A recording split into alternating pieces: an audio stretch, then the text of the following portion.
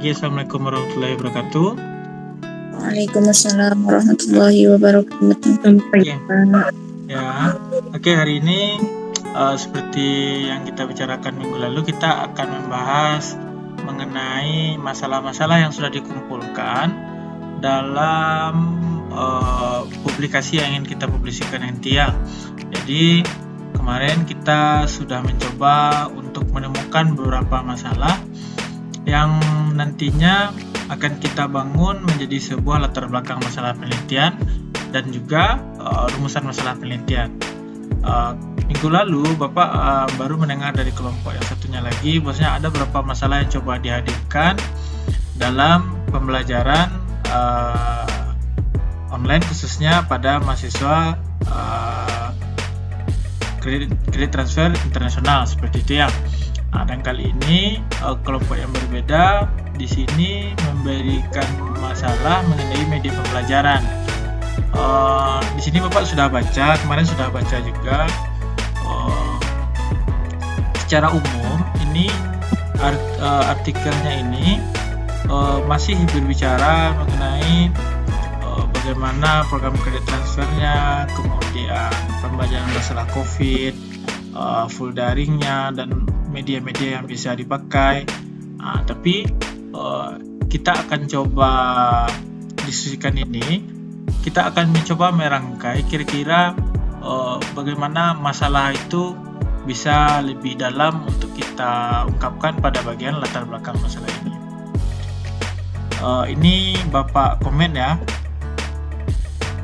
Oke. Di sini ya, di sini ada di bagian bab 1 ini Putri dan teman-teman mencoba menyampaikan bahwasanya terkait dengan kebijakan program kampus Merdeka, maka ada program kredit internasional atau kredit transfer ini yang mewajibkan kampus yang terpilih itu untuk mengikuti kegiatan internasional, khususnya dengan kampus-kampus yang ada di luar negeri yang mempunyai MOU dengan kampus. Pada bagian ini seharusnya itu bisa dijelaskan atau disampaikan secara umum terlebih dahulu. Boleh kita langsung pada fokus, namun kita harus gambarkan bahwasanya program kredit internasional atau kredit transfer ini seperti apa. Maksudnya itu, ini kan orang kan tidak tahu bahwasanya program kredit internasional ini merupakan kebijakan Merdeka kampus mengajar. Tapi yang orang belum tahu bahwasanya kampus mengajar ini atau Merdeka belajar kampus mengajar ini orang belum tahu. Jadi alangkah baiknya di sini itu yang pertama disebutkan bahwasanya pemerintah itu memiliki program MBKM yang apa maksudnya itu, yang memang manfaatnya itu untuk kampus itu sendiri dan untuk mahasiswa itu sendiri. Jadi jelaskan dulu yang program MBKM-nya, nanti baru fokus ke salah satunya adalah program kredit transfer internasional. Itu. Jadi jabaran di sini saja ini sudah bisa kita jelaskan dalam dua ide ya Bud ya, Heru. Jadi di sini kan Heru menjelaskan bahwasanya program kredit internasional merupakan kebijakan Merdeka Belajar Kampus Mengajar untuk menguatkan dan menambah wawasan serta kompetensi program studi lain atau perguruan tinggi lain yang ada di luar negeri untuk mempersiapkan mahasiswa dengan kompetensi global dengan cara memfasilitasi mahasiswa melalui program kredit internasional. Seharusnya yang disampaikan itu adalah program pemerintah dengan Kementerian Kebudayaan Pendidikan dan Perguruan Tinggi itu membuat program Merdeka Belajar Kampus Mengajar. Program ini merupakan program yang dihasilkan atau yang ditelurkan oleh program pemerintah yang salah satunya itu adalah program kampus mengajar atau belajar di kampus luar negeri yang menjadi satu syarat itu adalah kampus tersebut sudah memiliki program kerjasama dengan kampus luar negeri ya, misalnya seperti itu. Program kredit internasional ini diikuti oleh mahasiswa yang memiliki syarat-syarat tertentu.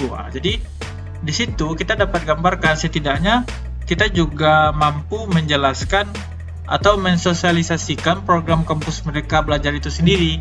Jadi tidak hanya menjelaskan tentang program kredit internasional ini saja, seperti itu ya. Jadi memang dimulailah dulu dari informasi yang lebih luas, karena tidak semua orang tahu bahwasanya program Merdeka Belajar Kampus Mengajar ini disampaikan. Tidak semua masyarakat tahu tentang hal ini, dan tidak semua akademisi yang tahu tentang ini. Yang akademisi tahu program Merdeka Belajar, tapi yang program Belajar Kampus Merdeka, salah satunya program kredit internasional ini, belum banyak diketahui oleh orang. Jadi di sini bisa kita jabarkan beberapa ide. Kalau kita lahirkan di sini saja ada 2 ide, berarti dua ide ini bisa Putri dan Heru serta kawan-kawan jadwalkan menjadi 2 kalimat paragraf, seperti itu. Ya. Jadi bisa dimulai dari pemerintah memiliki program kampus Merdeka Belajar, kemudian salah satunya adalah kredit transfer internasional, kemudian jelaskan juga lah kredit transfer internasional ini. Kalau bisa pada setiap setiap kalimat itu disisipi oleh salah satu atau 2 kutipan saja. Jadi maksudnya itu, gunanya itu adalah menguatkan pernyataan kita bahwasanya ternyata memang Merdeka Belajar dan Kampus Mengajar ini memang program dari pemerintah, atau kita mengutipnya dari berita online. Jadi memang bukan dari karangan kita saja, tapi memang ada sumbernya yang menyatakan itu adalah suatu bentuk program dari kampus Merdeka atau Kampus Mengajar, seperti itu, atau Merdeka Belajar. Jadi ini bisa kita turunkan masalahnya itu menjadi lebih rinci lagi ya, Put ya, Heru, Ca. Seperti itu. Ya, Pak. Oke.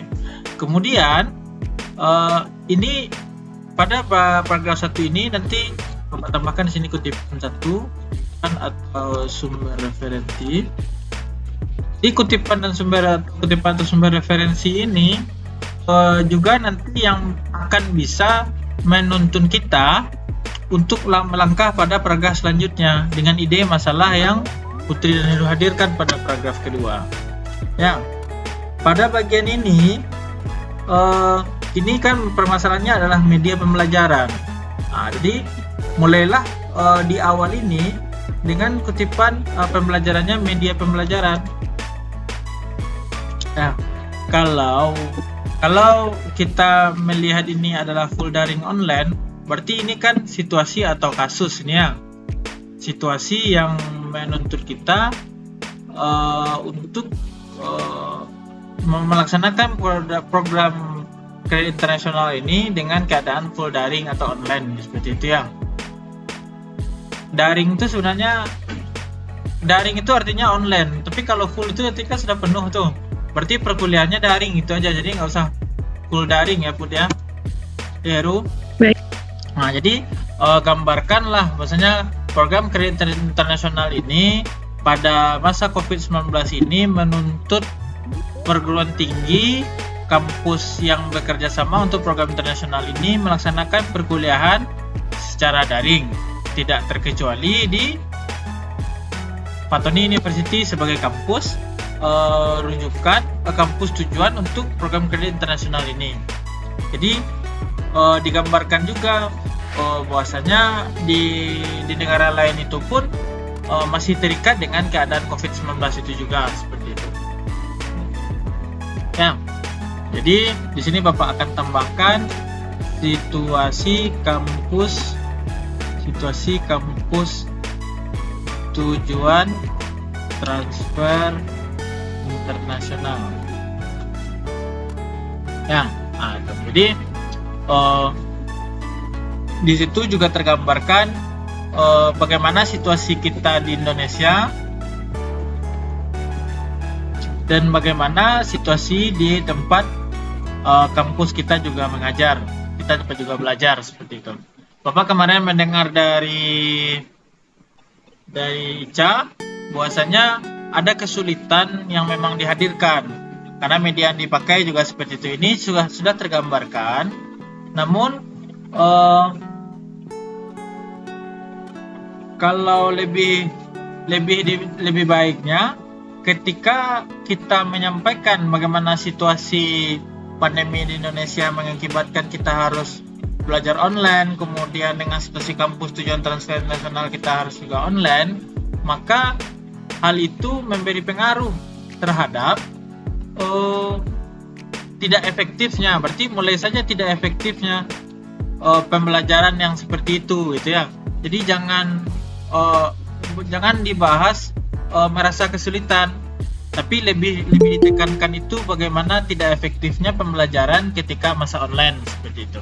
Jadi kita berangkat ke tidak efektifan, baru tujuannya nanti media pembelajaran yang baik dan bagus untuk dipakai seperti itu. Ya, karena kalau kita membuat merasa kesulitan, berarti masalahnya itu terjadi bukan pada media yang dipakai, tapi lebih kepada personalnya itu sendiri ya. Jadi seperti itu ya Pur ya. Jadi merasa kesulitan ini dihilangkan saja. Nah, karena kalau seperti yang Pak sampaikan tadi, kalau kesulitan berarti masalahnya itu pada individu. Dan kalau yang pembelajaran yang tidak efektif berarti medianya yang dipermasalahkan. Nah, gitu. Walaupun nanti misalnya tujuan kampus tujuan itu karena mereka sudah ada tatap muka dan sebagian karena kita online, jadi kesulitan itu memang terjadi pada penggunaan media. Apakah media itu dipakai secara bersamaan atau dipakai dengan waktu yang berbeda. Nah, kemarin Bapak dengar pembelajaran itu di waktu yang sama tapi penjelasannya dilakukan 2 kali, sehingga pembelajaran itu terlaksana secara tidak efektif. Karena ketika dua dosennya harus mengajarkan kita dengan bahasa Indonesia atau bahasa Melayu, dan setelah itu mereka harus mengajarkan lagi siswanya menggunakan bahasa Thailand misalnya seperti itu. Jadi alangkah lebih baiknya itu memang medianya yang kurang efektif, dan permasalahan itu terjadi karena di tempat kampus tujuan itu pembelajaran sudah mulai dilakukan secara tatap muka. Nah, seperti itu ya. Nah, jadi itu bisa kita lebih efektifkan masalahnya dan bisa lebih kita rincikan lagi masalahnya. Ya.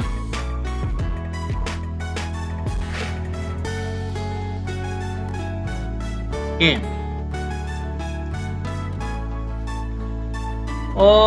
Media di sini Bapak menggarisbawahi media yang ada online-nya ini.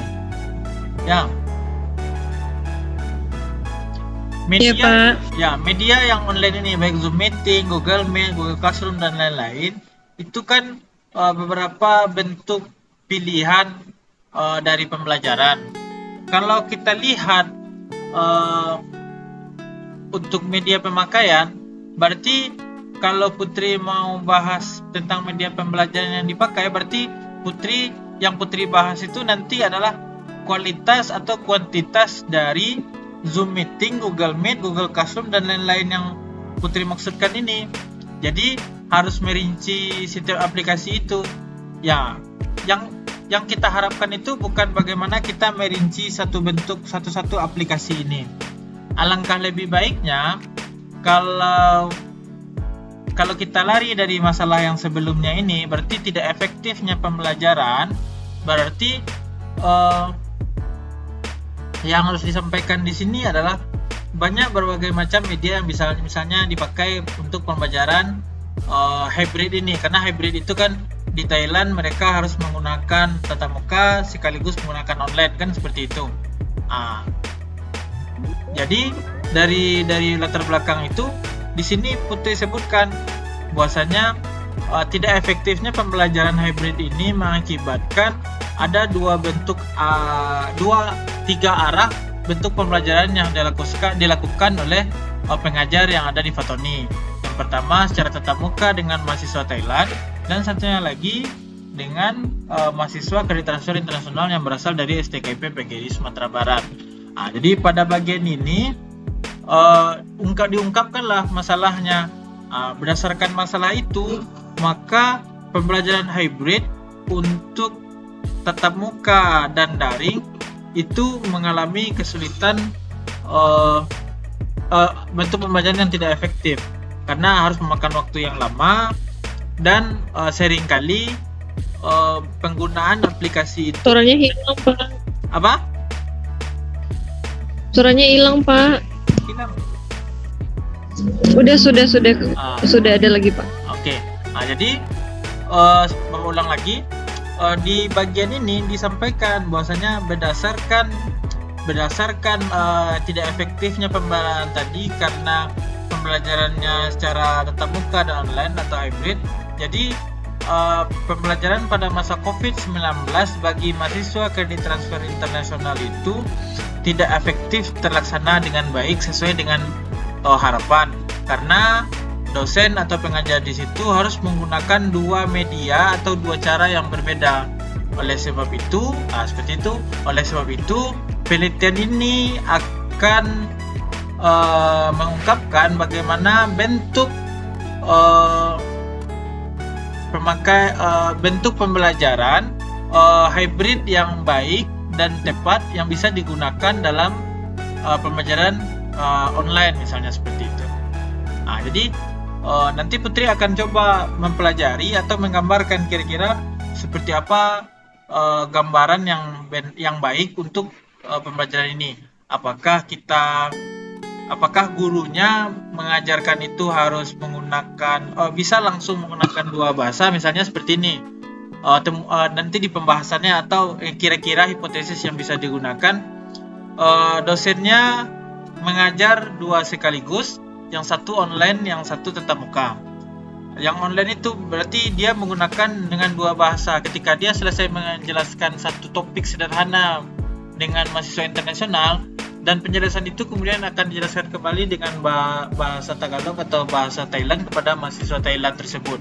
Nah, mungkin itu yang nanti akan menjadi hipotesis dari sebuah penelitian. Jadi sebenarnya kalau kita lihat di sini dari 3 paragraf utama ini sudah banyak sekali masalah yang bisa diturunkan buat Heru. Yang tadi ada pemerintah, kemudian ada programnya, salah satu adalah program kredit transfer internasional, kemudian jelaskan program kredit transfer internasionalnya, kemudian jelaskan media pembelajarannya, bagaimana media pembelajaran di COVID-19, kemudian bagaimana situasi di Indonesia pada masa COVID-19, kemudian bagaimana situasi kampus tujuan transfer internasional pada masa COVID-19. Kemudian hilangkanlah masalah itu pada peserta didik, tapi sampaikan bahwasanya masalah itu memang terjadi pada tidak efektifnya media pembelajaran yang digunakan tadi. Karena situasi yang berbeda, akhirnya efek pembelajarannya tidak efektif. Seperti itu saja. Dan pada bagian akhir itu sampaikan permasalahan yang menjadi kenapa hal ini unik untuk dibahas, karena penelitian ini unik dibahas karena masalah dalam artikel ini akan mengungkapkan bagaimana bentuk implikasi pembelajaran dari tatap muka dan online yang secara bersamaan yang bisa dipakai dalam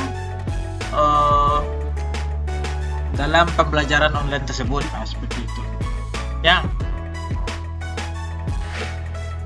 Keunikannya untuk melihat solusi pembelajaran online dan tatap muka. Nah, jadi keunikannya untuk melihat solusi dan pembelajaran tatap muka. Bagaimana cara kita untuk mengungkapkan bagaimana melihat penelitian ini untuk melihat pembelajaran online dan tatap muka? Berarti kita harus mencari artikel itu tentang yang pertama penelitian orang tentang pembelajaran online efektif, keefektifan pembelajaran online dalam pandemi. Kemudian efektifnya pembelajaran tatap muka masa pandemi. Yang ketiga, penelitian dengan dua metode tersebut. Itu. Jadi coba cari tiga penelitian tersebut untuk membahas mengenai masalah ini. Kemudian sampaikan di situ bahwasanya berdasarkan tiga bentuk penelitian ini, maka penelitian ini berupaya untuk menemukan bahwasanya berapa bentuk media pembelajaran yang efektif untuk perkuliahan yang hybrid tadi, seperti itu. Ya, sehingga akan memudahkan pengajar dan mahasiswa yang melakukan pembelajaran itu supaya lebih mudah untuk belajar, khususnya dalam program kredit transfer internasional tersebut. Ini ada judulnya tepat nih, analisis media pembelajaran efektif untuk pembelajaran daring. Berarti nanti Putri dan Heru berusaha kenapa menggunakan Google Meet itu dia lebih efektifnya, kenapa, apakah itu cocok untuk pembelajaran hybrid, kenapa tidak pakai Zoom, kenapa tidak pakai Google Classroom, seperti itu. Ya, nanti itu yang akan dijabarkan dalam artikel tersebut. Kalau dalam publikasi ilmiah, identifikasi masalah ini tidak ada, batasannya juga tidak ada, rumusan juga tidak ada. Tujuannya, masalahnya itu. Tujuan penelitian ini disampaikan ketika kita sudah merumuskan masalah-masalah yang kita sampaikan tadi itu. Biasanya tujuan penelitian itu hadir sebelum kita menyampaikan judul penelitian. Tujuan. Berarti rumusan masalah nggak perlu, Pak? Nah, Gimana tadi? kalau dalam publikasi artikel ilmiah, rumusan masalah itu tidak dibuatkan, pun dia disampaikan secara naratif dalam satu paragraf, seperti itu. Jadi kita tidak dibuatkan poin-poinnya. Ya, jadi berarti kita tidak membuat seperti skripsi gitu ya, Pak? Hanya seperti tidak. Nanti akan Bapak contohkan satu artikel yang memang tidak ada rumusan masalahnya. Ya kan? Atau Putri dan Heru dan Ica juga sudah pernah melihat misalnya artikel itu dia tidak ada rumusan masalahnya. Dia hanya menggambarkan masalah itu secara umum, kemudian dia sampaikan tujuannya. Jadi biasanya keunikan dan kelayakan itu lahir setelah adanya tujuan. Jadi inti bagian dari latar belakang itu sebenarnya dalam sebuah artikel ilmiah, gambarkan masalahnya, gambarkan tujuannya, kemudian sampaikan keunikan serta kelayakannya. Keunikan dan kelayakan itu dia lahir secara bersamaan. Ketika Putri dan teman-teman ingin mengungkapkan suatu keunikan, biasanya lahir pernyataan kelayakan setelah itu. Misalnya seperti ini. Ini kan ada 3 contoh nih. Penelitian misalnya Heru 2020 pernah meneliti tentang keefektifan pembelajaran online dalam masa pandemik. Ica meneliti tentang keefektifan pembelajaran pada tatap muka dalam masa pandemik. Kemudian Sherlyn meneliti tentang penelitian tentang 2 metode tersebut. Dari 3 penelitian tersebut dapat ditemukan bahwasanya terdapat kesamaan dan perbedaan. Kesamaan itu 3 penelitian sebelumnya itu membahas mengenai keefektifan pembelajaran pada masa pandemik, tapi tidak membahas mengenai bagaimana 2 metode itu bisa berkolaborasi dalam membentuk satu pembelajaran yang lebih efektif. Sedangkan penelitian dari Sherlyn yang ketiga mengenai penelitian tentang 2 metode tersebut belum menampakkan hasil yang cukup bisa diimplementasikan dalam pembelajaran yang ada pada 2 kampus yang berbeda dengan menggunakan bahasa yang berbeda. Jadi berdasarkan hal itu, penelitian ini unik untuk diteliti untuk melihat kelayakan bahwasanya metode apa yang lebih tepat digunakan dalam pembelajaran online pada 2 kampus yang berbeda dengan 2 bahasa sebagai pengantar yang berbeda juga, seperti itu. Jadi muncul dia ada keunikan dan kelayakan dari penelitian itu, seperti itu, Bot. Jadi ini ke bawah ini tidak ada lagi karena dia sudah digambarkan dalam latar belakang. Ini tidak ada lagi, hilangkan. Berarti dari B sampai F dihapus ya Pak? Ya, melebur dalam latar belakang dia. Baik Pak. Bapak save nih, ini akan kita coba, kita akan lihat contohnya. Template-nya bisa Bapak bagikan langsung nanti nih. Jadi silahkan dilihat di situ, ada penjelasannya seperti apa, bagaimana menjelaskannya itu, menjelaskan masalahnya, menjelaskan keunikannya, menjelaskan kelayakannya. Ini jurnal yang akan kita tuju, Journal of Asian Studies, Komunikasi, Bahasa, Seni, dan Komunikasi. Ya, nah, di sini kita akan melihat, ini template-nya di sini. Kita coba tengok ini satu dulu, yang sudah terbit terakhir, ini template-nya. Nah, ini.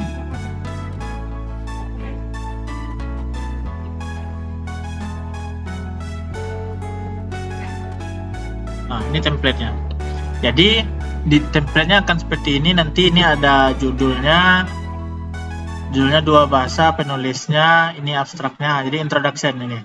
Jadi dalam kata ini kan tidak ada rumusan masalah di bagian latar belakang. Di pendahuluan ini penulis pembaca harus menginformasikan bahwasanya pentingnya untuk penulis itu untuk memberikan secara jelas dan nyata mengenai state of the art research, pernyataan bahwasanya penelitian ini berisi tentang masalah-masalah, keunikan, kelayakan yang biasanya disampaikan berdasarkan apa yang ditemukan, dan jangan dijelaskan jangan menjelaskan sesuatu itu berdasarkan apa yang dibaca saja. Berarti pernyataan kita itu harus dibungkus sedemikian rupa dengan pernyataan-pernyataan teatrikal yang bisa dikuatkan dalam bentuk sitasi atau kutipan seperti itu. Jadi sampaikan di situ apa masalahnya, sampaikan masalahnya seperti yang kita sampaikan tadi, kemudian gambarkan pernyataan-pernyataan kita itu dengan kutipan-kutipan yang ada, sehingga memang pernyataan kita itu memang menjadi suatu kekuatan ketika kita menuliskannya. Gap analisis ini yang tadi, yang keunikan dan kelayakan. Ketika kita sudah menyampaikan masalah itu, tentunya kita akan secara otomatis sudah menyampaikan tujuan dari penelitian itu.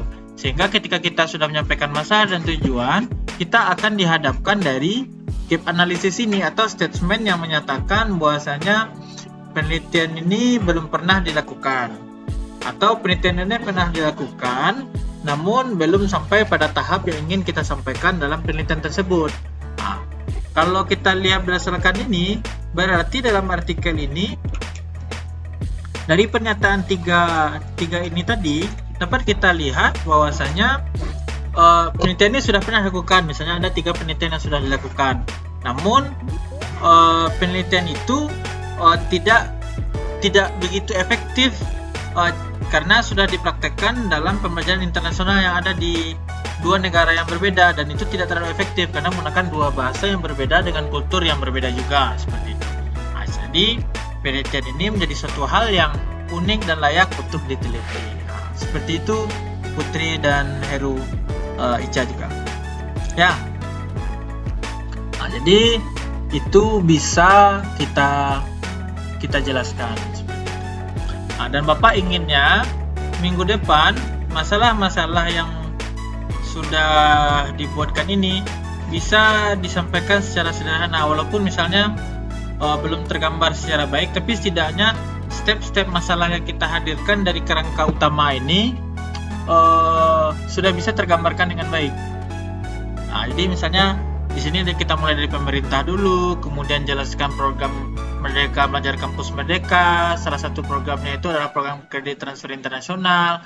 Bagaimana program itu, bagaimana kampus yang ingin melaksanakan itu harus melakukan syarat-syaratnya, bagaimana mahasiswanya, apakah kampusnya harus memiliki MOU, kalau sudah memiliki MOU, apa syarat kampus kampus yang sudah ada MOU-nya, bagaimana situasinya. Kemudian jelaskan pada paragraf berikutnya di Indonesia karena program ini sejalan dengan masa COVID-19, maka di Indonesia sistem pembelajaran dilakukan secara online. Kemudian di kampus tujuan, salah satunya STKIP yang bekerjasama dengan Soton University di Thailand, harus melakukan dua bentuk pembelajaran yang berbeda. Di Indonesia, mahasiswa tidak bisa datang ke Thailand, harus melakukan pembelajaran secara online.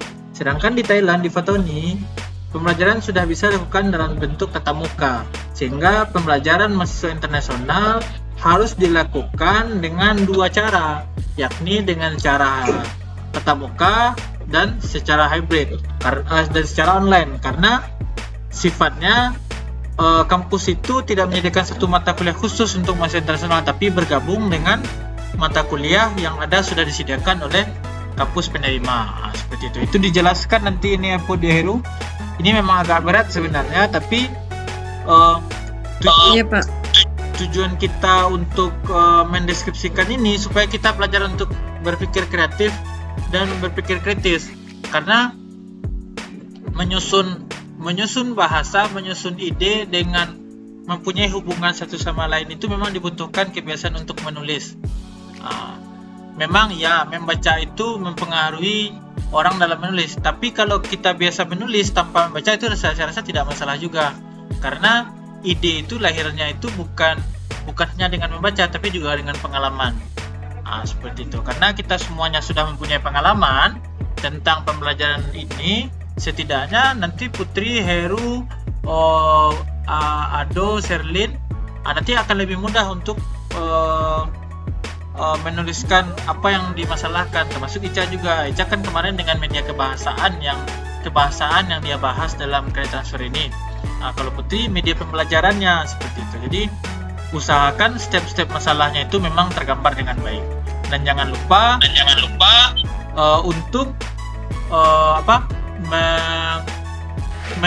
memperkuat pernyataan kita itu dengan kutipan-kutipan yang sudah ada seperti itu.